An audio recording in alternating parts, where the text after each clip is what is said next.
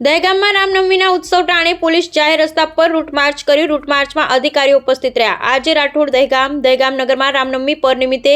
જાહેર માર્ગો પર અને જાહેર રસ્તા પર શ્રીરામના 37વા જન્મ મહોત્સવ નિમિત્તે શોભાયાત્રાનું આયોજન કરવામાં આવનાર વિસ્તારોમાં વિશ્વ હિન્દુ પરિષદ, બજરંગ દળ, મહિલા મંડળો, ભજન મંડળીઓ અખાડા નીકળતા રૂટના રસ્તા પરથી શોભાયાત્રા શાંતિપૂર્વક સંપન્ન થાય તે માટે દહેગામ પોલીસ સ્ટેશનના એએસપી આયુષ જૈન,